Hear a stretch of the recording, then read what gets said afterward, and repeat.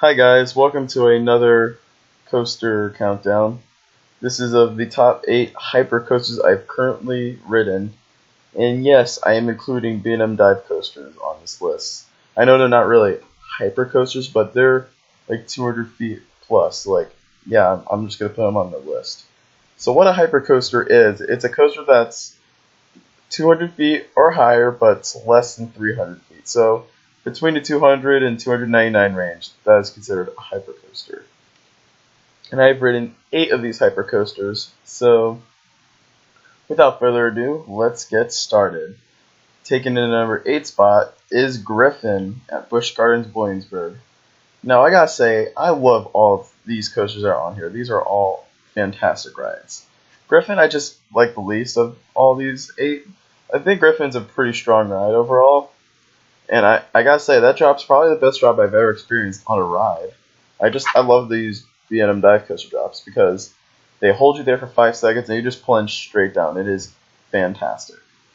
But other than that, it's more like an added package. There's nothing really like special about it after the main drop. But I mean, it is fun. It is a fun roller coaster. And there's no problem with that. I know the GP will be very intimidated by this coaster. So let's move on to number 7, which is SheiKra. And yes, I do prefer SheiKra over Griffin. I think SheiKra is definitely the stronger coaster, like intensity-wise and stuff. SheiKra might not be as fast or have as many inversions, but I feel like it's a superior ride because, like Griffin, the drop is pretty incredible. But after the drop, there's still some more. Like, you've got some good G-force, and there's a tunnel dive, which is really sweet. And that splashdown is really cool too. If you're like one of those pedestrians that are staying like outside the ride, you're like next to the splashdown, you will get soaked. It's awesome. And yeah, SheiKra is just such a fun roller coaster overall. And yeah, I recommend riding it. But it's nothing compared to some of these other hyper coasters I've ridden. But SheiKra is fun. And yes, I will say B&M dive coasters are kind of like one-trick ponies, but I mean, they're good gimmicks. So let's get moving on to number 6, which is Apollo's Chariot at Busch Gardens, Williamsburg. Now, this coaster gets mixed opinions. There's those that just absolutely love it to death. Like the Golden Ticket Awards, they always have this coaster in their top 10. But many people think it's a weaker B&M hyper. And I gotta be honest, I am one of those people. I think this is, of the 4 B&M hypers I've ridden, this is definitely the weakest in my opinion. But even though this is the weakest B&M hyper, I still think it's a fantastic roller coaster. My favorite part of the ride is probably that first drop, which is absolutely fantastic. I love how you just drop all the way from 200 because the coaster's height is 170 feet, but you drop 210 feet into a subterranean area. That's so cool. But I mean, the reason why it's a weaker hyper is that the first 2 airtime hills I thought were kind of sluggish. They weren't the best. The airtime hills towards the end was what really like made this coaster absolutely fantastic. After the mid-course brake run, the airtime hills are just absolutely fantastic. They're smaller airtime hills, but you get some good air on those. I remember not expecting one of those airtime hills at all, and I thought the ride was over, but then we just launched out of our seats. I'm like, holy crap. But yeah. And this is just an awesome roller coaster.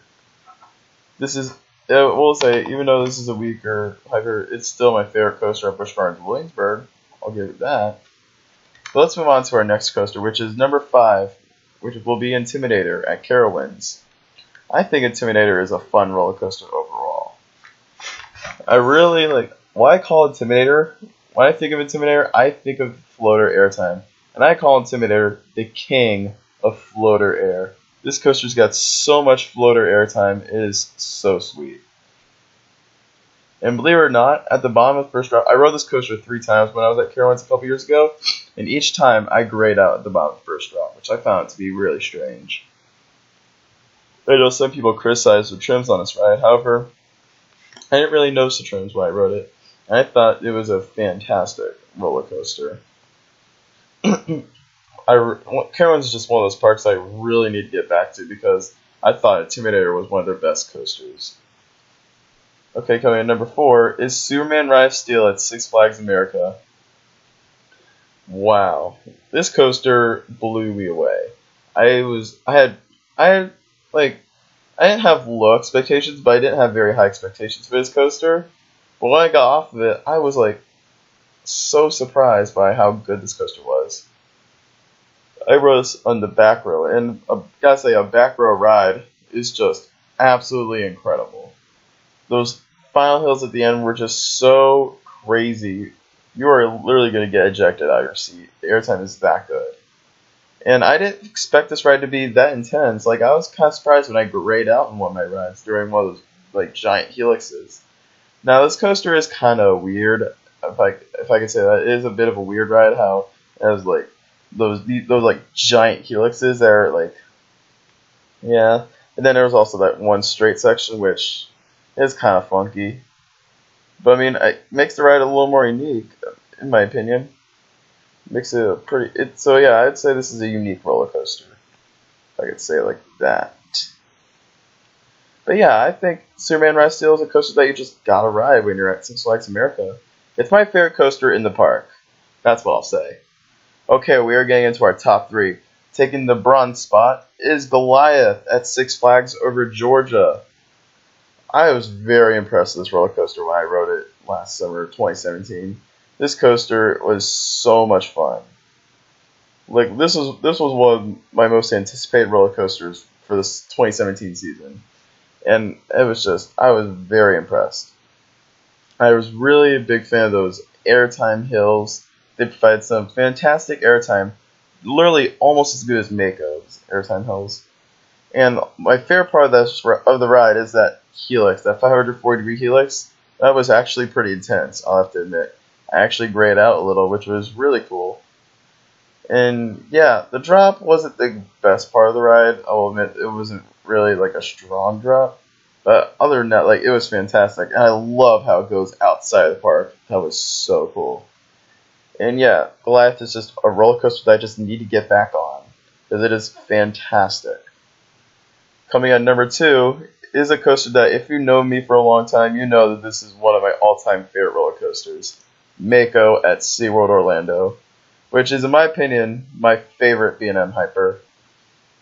When I first rode this coaster the day after opening day, which I actually went to this coaster on opening day, but did not get to ride it that day because we got rained out because there was a really bad thunderstorm. But then I came back the next day just so I can ride this coaster before going to Aquatica. And I gotta say, I was so blown away by Mako. And this coaster will always be very special to me. This coaster isn't the most intense coaster. I'll admit it's not the most intense, but the fun factor is off the charts for me. Like I always say, you can never go wrong with Mako. And this has this has the best floater air I've ever experienced. Or you can call it flow ejector. The floater air is so strong. When I first rode it, I thought it was just insane. Of course, that was way before I rode Skyrush, so I wouldn't call the airtime really like insane anymore, but I'd say it's some serious airtime. And my favorite airtime hill is that little speed hill. Oh my gosh, that is so good. And also one of my favorite things about Mako is how it is incredibly smooth. Of every coaster I've ridden, this is definitely the smoothest coaster by far. Like, it's that smooth. And plus, I love the color scheme. I really like the theming, too. Outside in that whole plaza is really cool, too.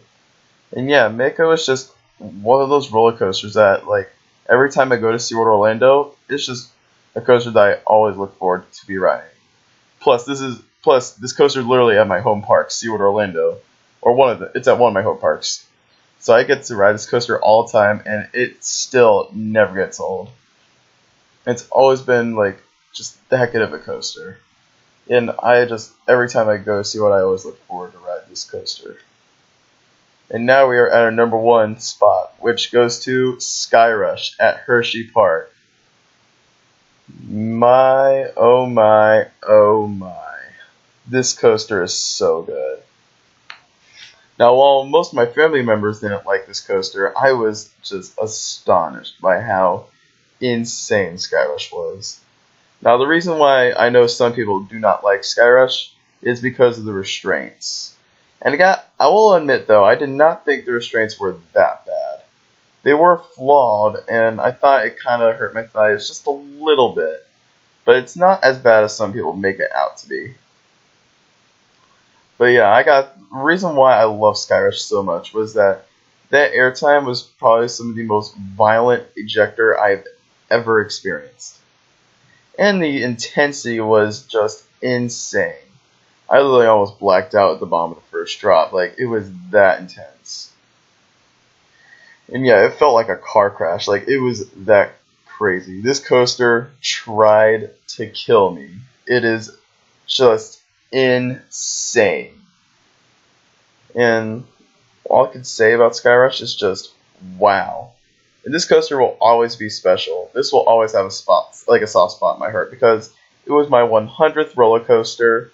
And I gotta say, believe it or not, if this coaster were longer and the restraints were better, this would definitely be my #1 roller coaster overall. But because it's a little bit of a short ride, it's not as long as some of these other coasters I've ridden. It's not my favorite. It's not #1, but it is my #2 overall. This is just such a good coaster, and it'll always be a very special coaster in my heart. And yeah, this is also my favorite coaster at Hershey Park.